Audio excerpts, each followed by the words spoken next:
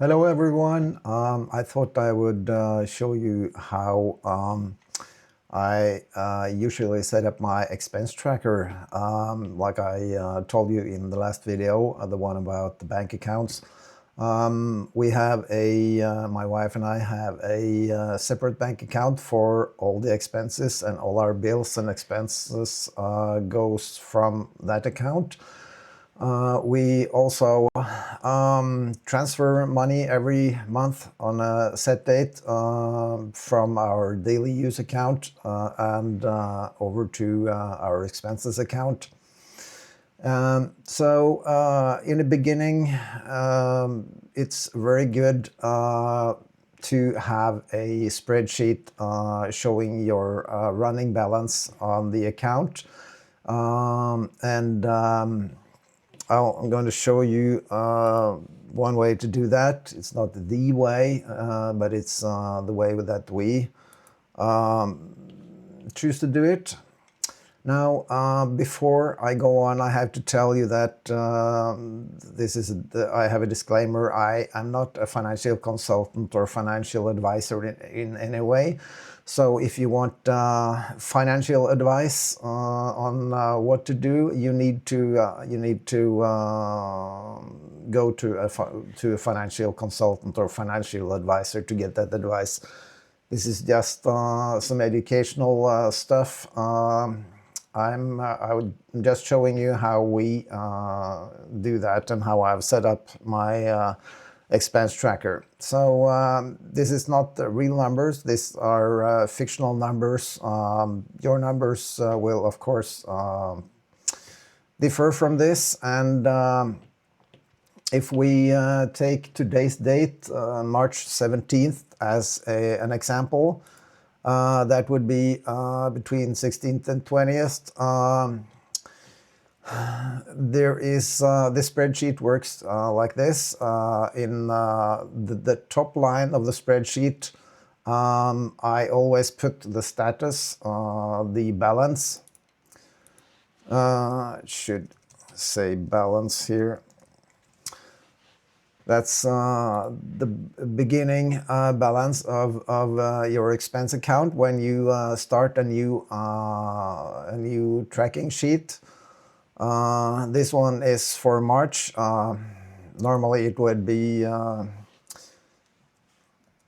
March 1st. Now I'm in Norway, so we put the day first, and then the month, and then the year. If you're in the United States or other places, other countries may have this a different way around, like the United States would have 03/01/25. So, but you understand, hopefully. If we take a look at the spreadsheet, there are some formulas in this spreadsheet. Not a lot of them. There are two different types of formulas in this spreadsheet. One of them is in the top balance line.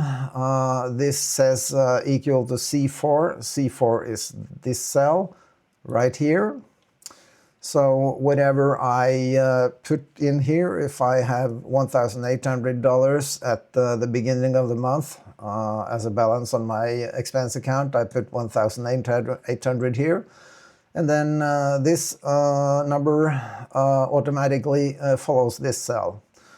So the next cell down, there is a little bit a different formula, because this is a running balance. So I see every day throughout the month, or every line here, it follows the expenses and incomes that is put into this part of this column of the spreadsheet. If you take a look at this, it says D4 plus C5, which means D4 is this cell plus whatever is in this cell is input here. So that is D4, this, plus C5. And that goes into this cell.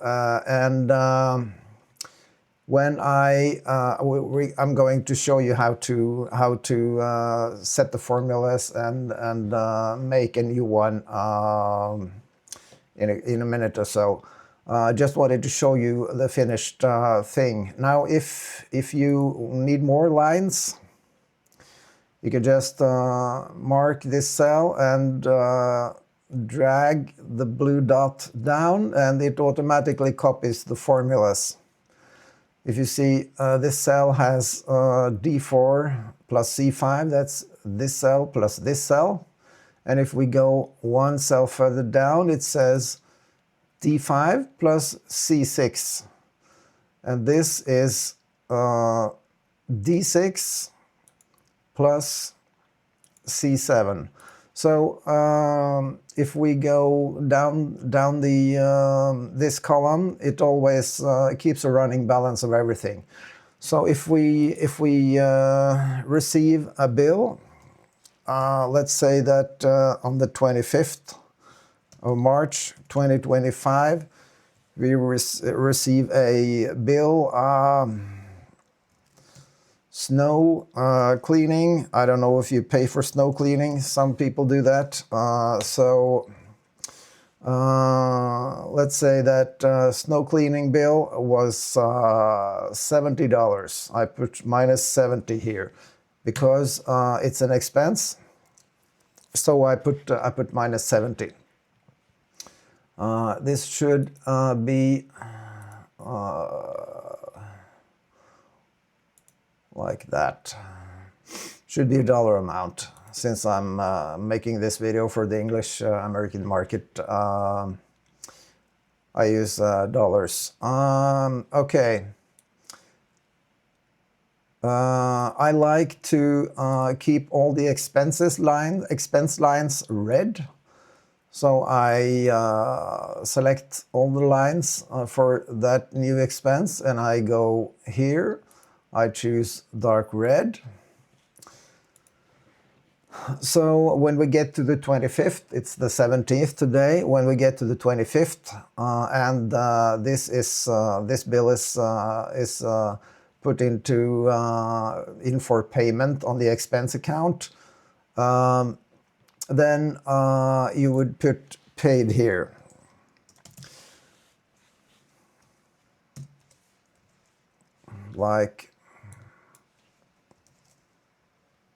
Like this, paid, or yes, or whatever. Just mark it as paid. This you don't have to do this every month, of course. What you need to do is figure out how much expenses you have every month that is scheduled to go out from your expenses account. That's something that I'll show you how to do in a budget. When you set up a budget, you need to find out how much expenses you have every month, and that's the amount that you put into your expenses account every month. And you should also have a little buffer, 2 or 3 months worth of expenses in your expenses accounts whenever you get money in, so that you never get below a certain amount of money. You should always have a couple, 2 or 3 months. Some people use 6 months. In the beginning, you may get below 1 month, but you really should try to keep at least minimum of 1 month expenses worth in your expense account. Okay, let's create a new one, a new sheet, and if we go to here, if you log into a Google account and then press New and Google Sheets, you get a new spreadsheet. Now you don't have to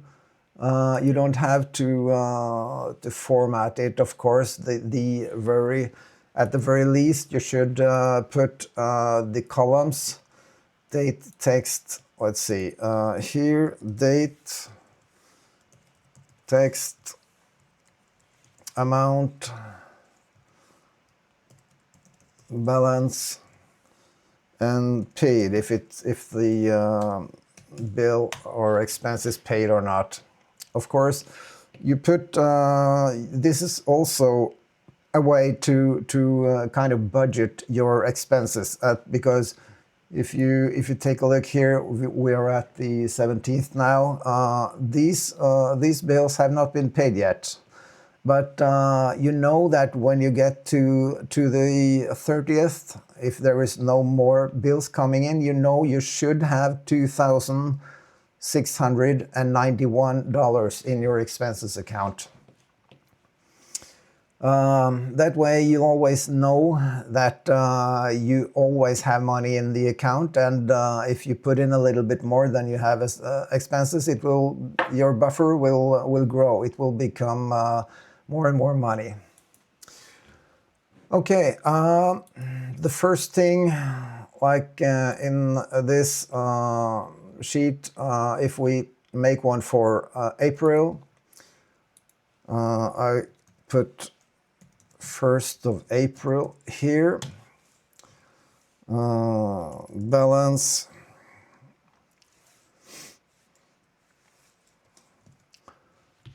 let's make this column a little wider,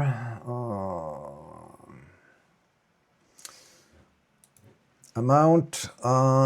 If we don't have any more expenses or income into this account, you will have $2,891 in your expenses account on April 1st. So I will put in 2,891 here. Now all the numbers in these cells should be dollar amounts. So I just select both the columns and press the dollar sign, format it like a dollar amount. Okay, this cell should be, like I showed you, exact copy of the one here, which means here I put in equal sign and C4. Then we get the same amount. And under here we have to take this amount equals D4, and then plus the amount in this cell, C5, that is the next expense or income into this account, plus C5. Now that's of course it's the same amount, but if we enter minus 100 here, that should say 2,791. And if we have $500 into the account, this formula D4 plus C5, since we're in this cell, we can just grab the blue dot and drag down here, and it copies the formula down. So if we have an expense here for $300, I'll put minus 300. And you see this number goes down with $300. And whatever is left at the, if you find out that you haven't made enough rows here, you need to make more rows. You just select this cell and drag down, and it copies and adapts the formula automatically. If you see here, it says D24 plus C25, that's this cell plus this cell. So this one should say D25 plus C26, and like that further down the column. So whatever is at the bottom of this spreadsheet in this column is whatever you should have left in your expenses account at the end of the month. If you have a problem and you have forgotten something, or you have borrowed money from your expenses account, something that you should never ever do, because that's a problem that can lead to a problem if you're not very good at paying back. You have to pay back. Sometimes you just have to borrow money from the expenses account, but make very sure that you put it in. And let's see that. Let's take as an example when we get to April 10th. You had to borrow $300 for something.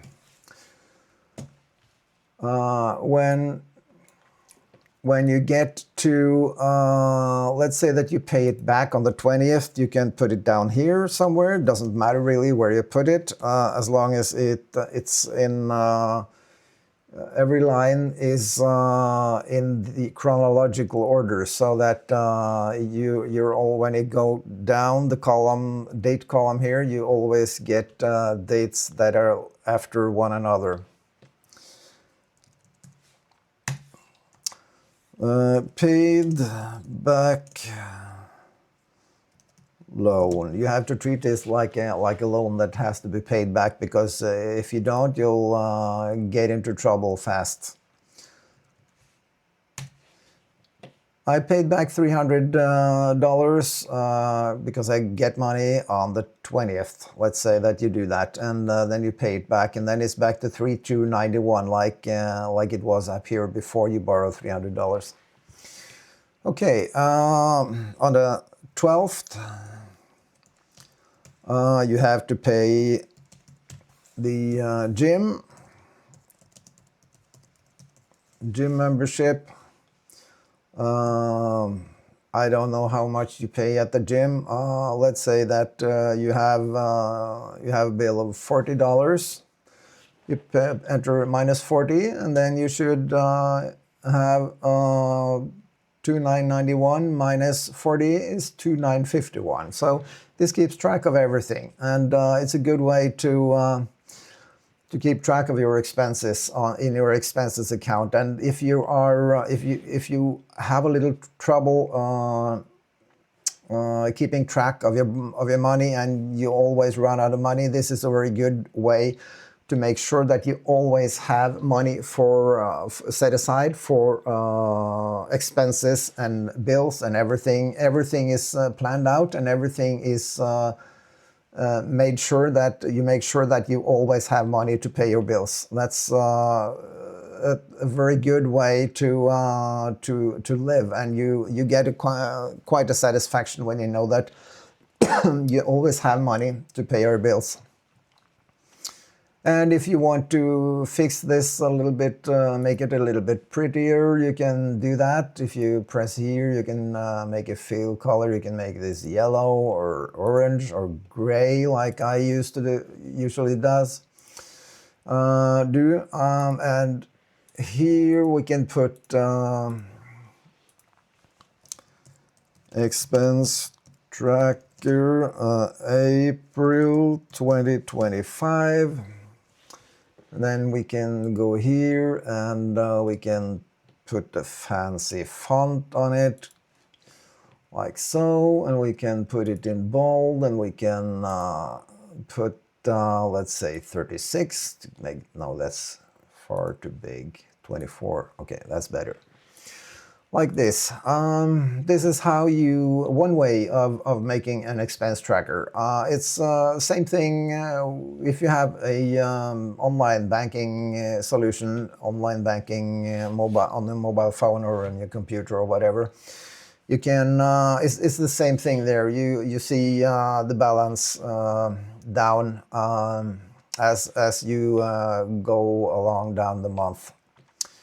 So hope this is helpful in a way, so that you got some value out of this. And if you want to know more, please like and subscribe, and put a comment in the description, and I'll show you a little bit more if you want to know that. next video will probably be about budgeting and how to set up a budget, and then we'll put everything together in a future video. So thank you for listening, and I hope you have a great day. Thanks. Bye.